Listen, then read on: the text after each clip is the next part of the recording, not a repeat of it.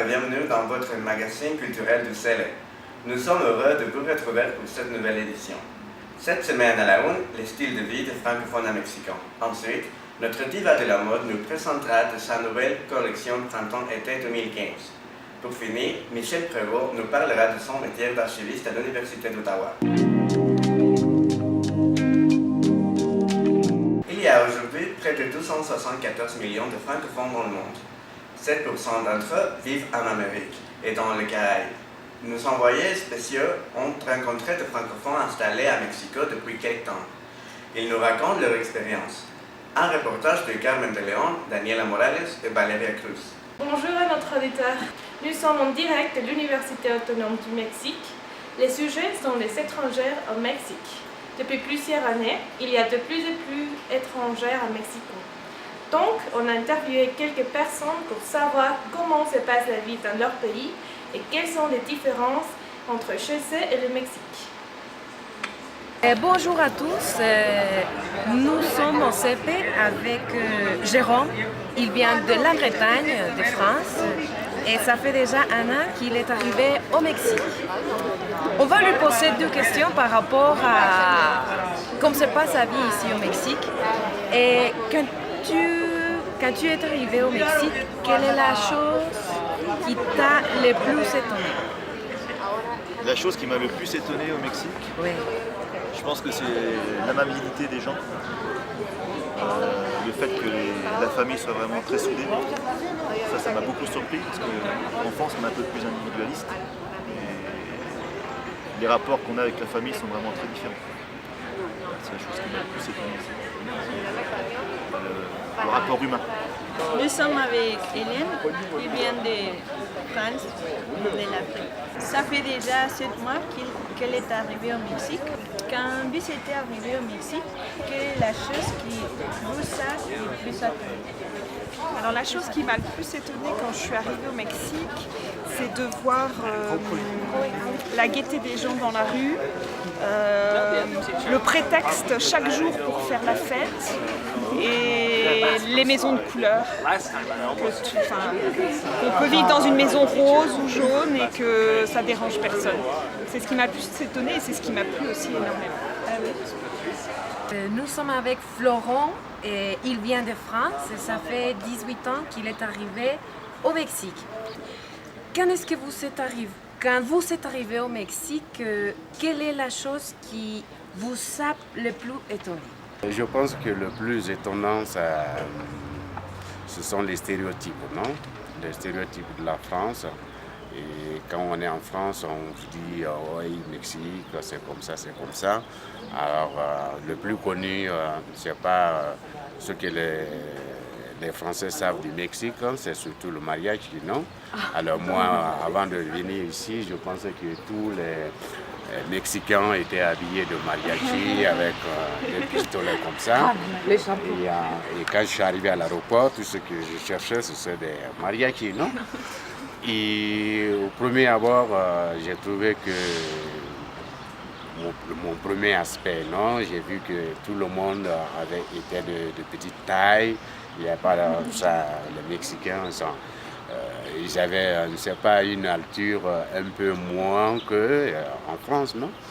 Mais au fil du temps, je me suis rendu compte que tout ce que j'avais dans la tête, c'était des stéréotypes qui n'avaient rien à voir avec le Mexique, non?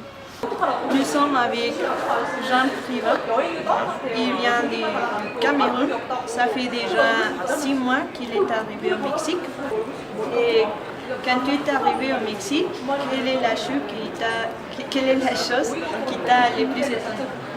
Déjà, la grandeur de ce pays, la beauté. Parce que la première chose réellement, c'est l'aéroport. Très immense, ouais. En Afrique, bref, au Cameroun, c'est pas aussi grand, je dirais même. On en a presque pas. Donc la grandeur de l'aéroport, la grandeur du pays, la beauté. Ouais. Et l'amabilité des personnes. Quelle est la différence la plus marquée entre la vie du Mexique et chez toi? Les gens sont aimables, il fait plus froid. Ouais. Ça c'est un atout très majeur.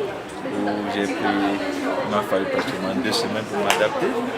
Et je dirais aussi, la bouffe, la nourriture est différente. Mais j'adore. Et aussi, tout le monde est pressé. Dans le métro, tout le monde va vite. Chacun est pressé. Les gens sortent plus tôt, les gens commencent très tôt l'emploi. Oui, oui, c'est ça. On est un peu plus organisé en France. Enfin, les choses sont beaucoup plus carrées. Il y a beaucoup plus de règles. Mais bon, c'est bien et pas bien, parce que c'est un peu trop rigide. Et ici, je pense que l'organisation est peut-être un peu moins bonne, mais il y a quand même un peu plus de liberté. Et tu es déjà habitué à notre organisation ici au Mexique ou ça te donne des problèmes? Bah pour certaines démarches, si ça me pose quelques problèmes. Tout ce qui est administration, un petit peu, c'est un peu plus... par exemple, pour faire mon visa. Pour faire mon visa, voilà, à chaque fois il manque des papiers, il faut jouer à la maison. Bon, là-bas c'est un peu plus carré, tu sais ce que tu dois donner.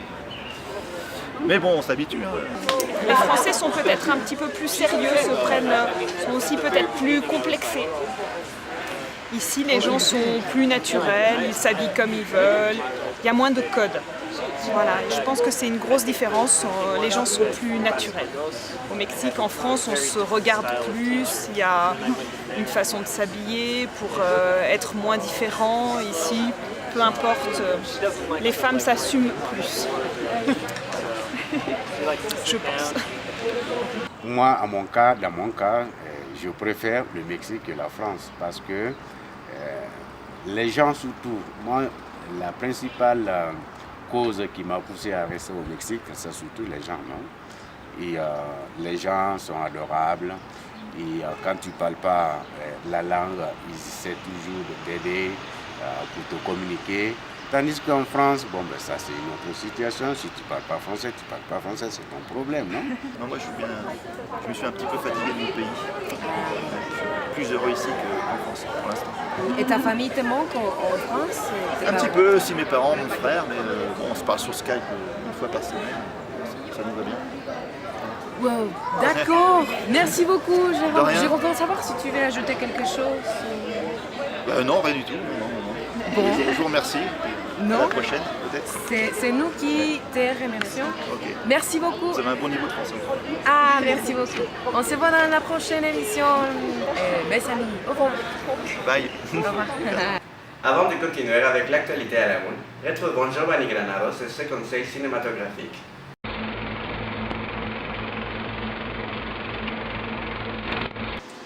Bonjour encore une fois. Avant les interviews commerciaux, vous avez vu, les taux de nouvelles est très serré en femmes. Mais nous avons une surprise pour vous. Elle n'est pas précisément elle. En fait, elle, c'est lui. Elle est l'acteur, le réalisateur, les scénaristes et le producteur canadien Xavier Dolan. À seulement 26 ans, il est l'un des réalisateurs les plus célèbres, nominé à Cannes et dans bien d'autres festivals autour du monde. C'est en tant que scénariste-réalisateur qu'il se fait connaître du public lors de la projection de son premier long métrage « J'ai tué ma mère » dans lequel Hubert Mansell, de 16 ans, déteste sa mère Chantal. Après, il a réalisé Les Amours imaginaires, qui se déroule dans les milieux artistiques étudiants aisés de Montréal. Francis et Marie vivent un couple de cœur simultané pour le même garçon, Nicolas. Chacun des deux amis tente de le séduire. Nicolas ne manifeste pas de réelles préférences. Oh là là, un étrange trio amoureux se forme. Hein? En février 2011, il entreprend le tournage de Lawrence Anyways, son troisième long métrage. Drame sentimental racontant l'histoire d'un transgenre et de sa conjointe dans les années 1990. Le film est sélectionné au Festival de Cannes 2012 dans la section En septembre Gérard. Le long métrage obtient le prix du meilleur film canadien au Festival international du film de Toronto. En 2013, il réalise son quatrième film, Tom à la ferme, suivi de Mommy. Depuis, à raison de près d'un film par an, il est régulièrement qualifié de jeune prodige du cinéma québécois.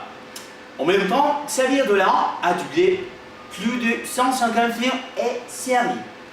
Bon, c'était le rapport de la soirée. Rappelez-vous, si vous l'avez vu ici, Vous devez le voir. Merci et bonsoir. Vous voulez être à la Monte Scellé cet été? Découvrez la nouvelle tendance ultra branchée de la célèbre couturière Dulce Ambrosio. Les défilés à l'image commentés par Miguel Martinez. Printemps 2015, les glamours branchés, défilé de beauté du Scellé, qui joue le mélange de styles entre jupes courtes et pantalons colorés. En quelques instants avant le show, les photographes Giovanni Macias se glissent en coulisses. La jury, oui, merci. Oui, tu l'as bien, hein? Nous sommes avec Madame Dulce, qui présente pour la première fois son défilé Les beautés du Scellé. Nous aimerions savoir quelle a été votre source d'inspiration pour créer cette collection. Bon, ma source d'inspiration, c'était le rose des flamands et le gris des oreilles des éléphants. Et en fait, mon but, c'est toujours de créer quelque chose de nouveau, de jamais vu, de révolutionnaire. Et moi, je pense que j'ai réussi. D'accord. Qu'est-ce qui vous a motivé, madame? Et bon, je voulais faire quelque chose qui m'amuse 24 sur 24. Et moi, je pense que j'ai réussi. Je suis très fière de mon travail. Ah, très bien. Donc, on va profiter du défilé, de la présentation.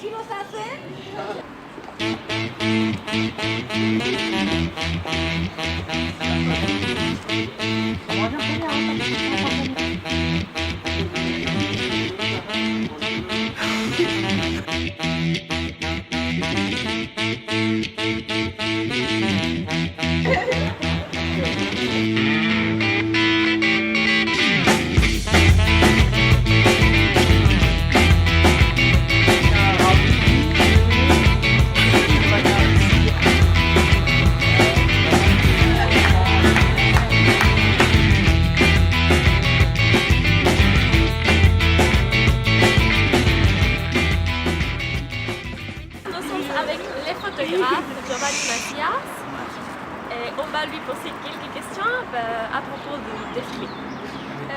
Excuse-moi monsieur, quel a été votre dessin préféré? Ah oui, le dessin préféré a été la madame qui a porté le paysan blanche avec gauche. Et la modèle a été très belle. D'accord. Et quelle est votre technique pour faire de meilleurs photographes? La partie... la quoi? Votre technique pour faire des la technique photos. organique, oui, c'est très organique. On commence à prendre des photographes et bon, c'est des photos, et c'est tout. D'accord.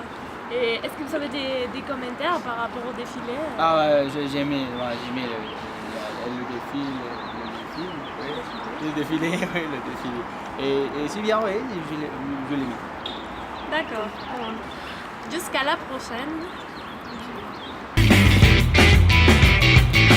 Ah ouais, mais c'est tout un j'ai comme un film.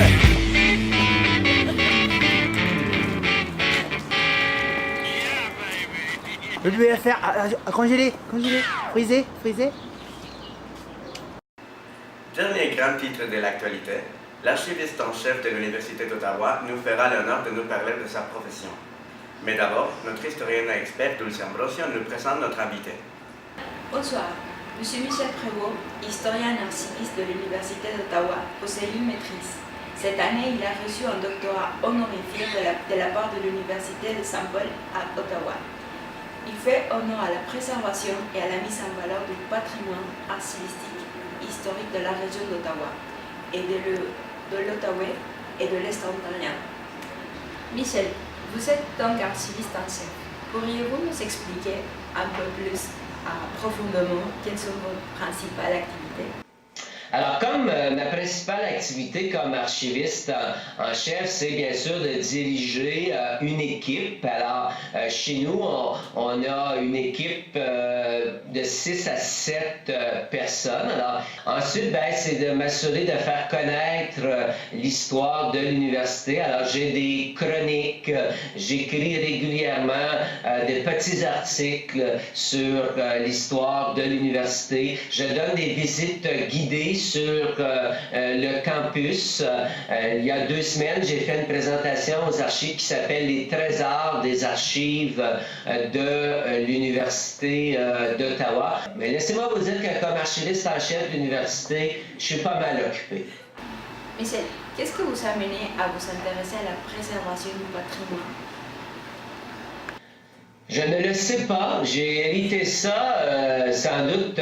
J'avais un grand-père qui ne savait ni lire ni écrire, mais qui était très fier de ses origines francophones. Il avait été trappeur, bûcheron, pêcheur, cultivateur, et il m'a transmis cette fierté du passé. Mais oui, depuis mon très jeune âge, j'ai cette passion pour le patrimoine, mais en particulier pour le patrimoine archivistique et historique de l'université. Ben, je pense que c'est parce que c'est toute ma vie, là. Le fait que je suis arrivé là à l'âge de 18 ans, et même quand j'étais à l'école primaire et secondaire, déjà on me parlait de l'Université d'Ottawa. Parce que l'Université d'Ottawa, c'est vraiment l'université des Franco-Ontariens, et j'ai toujours eu un grand amour pour cette université-là. Alors, ce n'est pas un fardeau de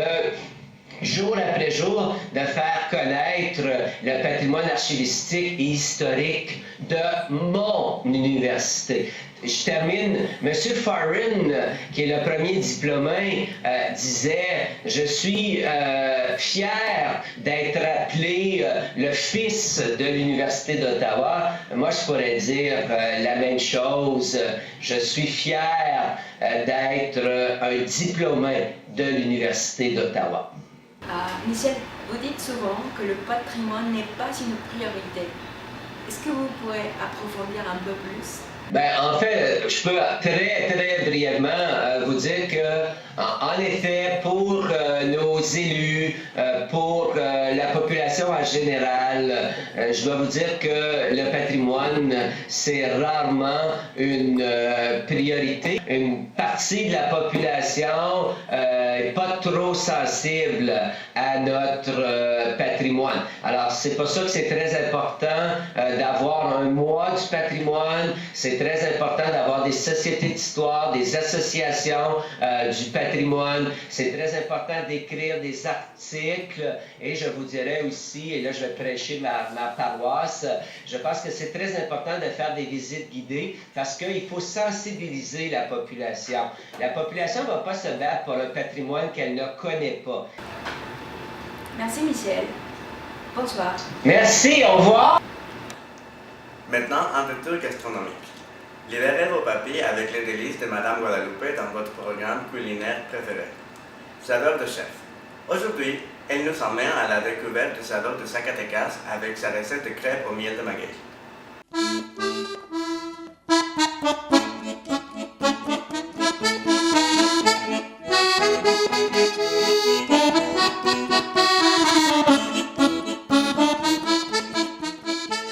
Bonjour à tous, nous sommes dans notre 3e édition gastronomique et Madame Guadalupe va nous expliquer comment faire du crêpe et aussi, comment ça s'appelle ça? Avec de la miel de maguey. Avec de la miel de maguey. Et tout va muy bien. Elle va nous expliquer les ingrédients pour faire tout ça. On va dire, pourrez-vous nous expliquer mettre la moitié d'un verre de lait. Voilà. On va mettre un tout petit peu d'eau. On va mettre un œuf.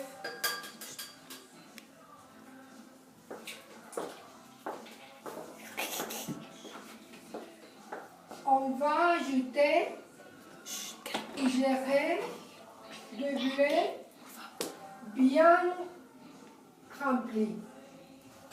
Après, nous allons ajouter un tout petit peu du sel ou une petite cuillère à café de sucre, si vous voulez sucrer.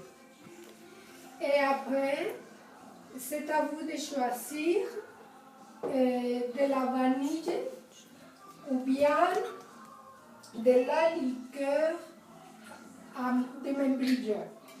Moi, je préfère la liqueur de membrillo. Voilà, un tout petit peu. 2 cuillerées à soupe. Après, nous allons mélanger dans le mixeur.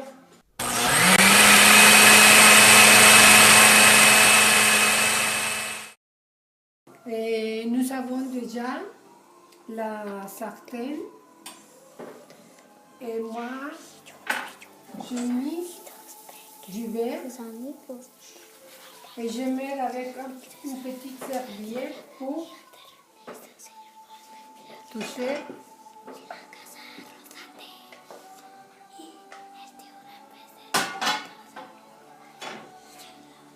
Et vous allez mettre un tiers de la cuillère. Oh. Quelle est la quantité que vous avez mis? Un tiers de la cuillère que nous avons choisie pour la pâte. Voilà. Elle est bien chaude, la sartène. D'accord.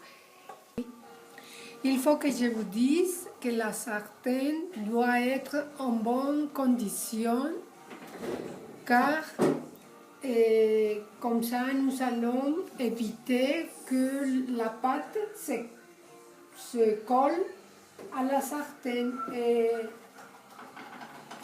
Et voilà, il va être moins facile de coller la crème.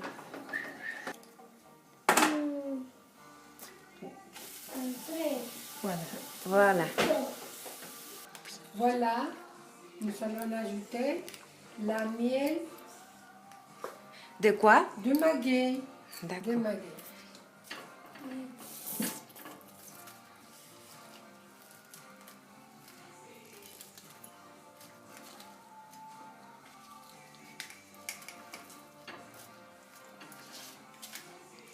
Et voilà. Et on la mange.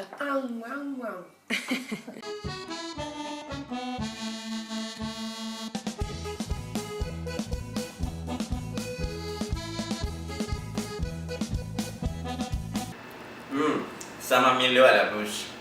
Pour finir, si vous avez le cafard, le cœur brisé, que vous êtes atteint de la maladie d'amour, Dr Folamour va vous remonter le moral grâce à ses conseils sentimentaux.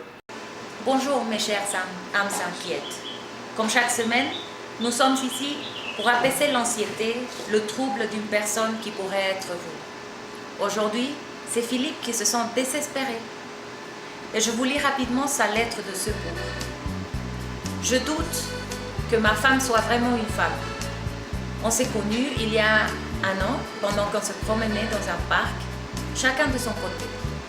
Elle a attiré mon attention car elle s'approchait des arbres d'une façon mystérieuse, comme si elle fleurait la piste de ceux qui étaient passés par là. Bref, on a commencé à parler, on est tombé amoureux et on s'est mariés il y a 2 mois. Je pensais que ces rares habitudes de flairer intensivement, de se lécher les babines et de s'accrocher à une de mes jambes allaient passer, car la période de séduction enfantine était bien finie. Mais au contraire, je trouve que cela va de pire en pire.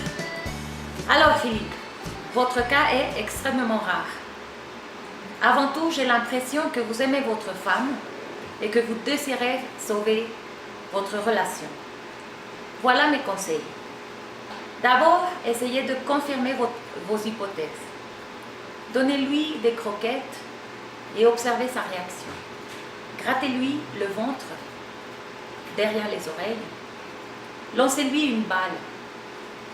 Si elle réagit à tous ces tests, comme le ferait un petit chien, il faudrait la soumettre à une dernière épreuve. Avant de sortir vous promener, ayez en main un collier et une laisse. Si elle commence à sauter autour de vous en souriant comme si c'était la première fois que vous alliez vous promener, votre hypothèse sera confirmée.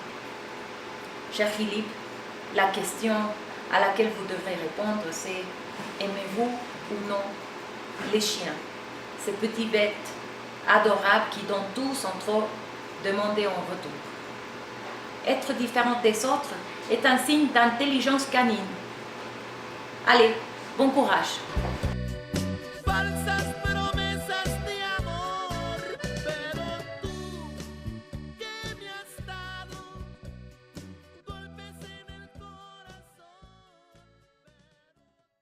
Avant de vous quitter, une dernière nouvelle en exclusivité.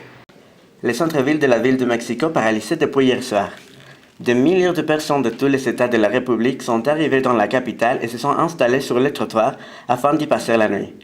Les plus prévoyants ont rapidement monté leur temps, alors que d'autres se sont endormis sur des morceaux de carton. Dès le lendemain matin, le Zócalo, la place principale de la ville, a été rempli par plus de 20 000 personnes. La raison de cette folie? La présentation d'un tout nouveau livre par 2 enseignants du Centre d'enseignement des langues étrangères de l'Université nationale autonome du Mexique. Son titre, Mobilité universitaire et professionnelle France-Québec. Notre reporter Carmen de León a eu la chance de pouvoir se glisser en coulisses et de dialoguer directement avec l'un des auteurs, Nicole Trochery. Tout de suite, l'entrevue en images. Nicole, qu'est-ce que tu peux nous raconter par rapport à cette ouvrage? Qu'est-ce que je peux vous raconter par rapport à cette ouvrage? Oui, mais en général, cet ouvrage, justement, il est destiné aux professeurs en général, parce que c'est un programme, non?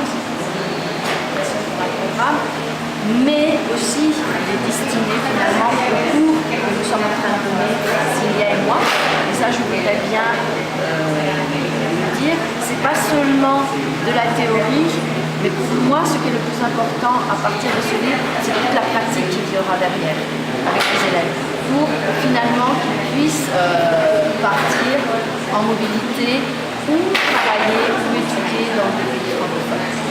D'accord. Et qu'est-ce qui a été le plus difficile dans le processus de cet ouvrage, de la recherche? Si ça n'a pas été la recherche, ça n'a pas été travailler avec mes collègues, c'était extrêmement facile.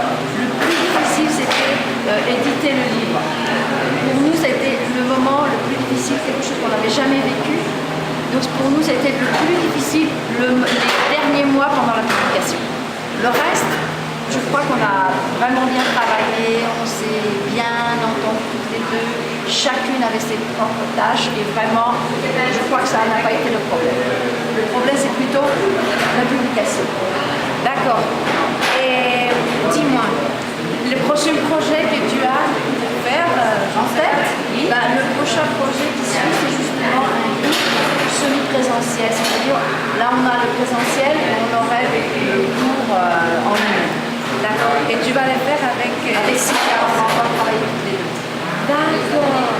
Donc je voudrais savoir si tu veux ajouter quelque chose par rapport à cet entretien, je ne sais pas, l'ouvrage. Non. Tu es vraiment content? Oui, je ne sais pas si c'est le premier ou le dernier, et le dernier aussi, mais bon, on verra. Mais félicitations, ma chère. Merci. Voilà, notre émission touche à sa fin. Merci de nous avoir suivis. Rappelez-vous que vous pouvez revoir le programme sur notre site magazineculturel.fr. Bonne soirée et à la semaine prochaine.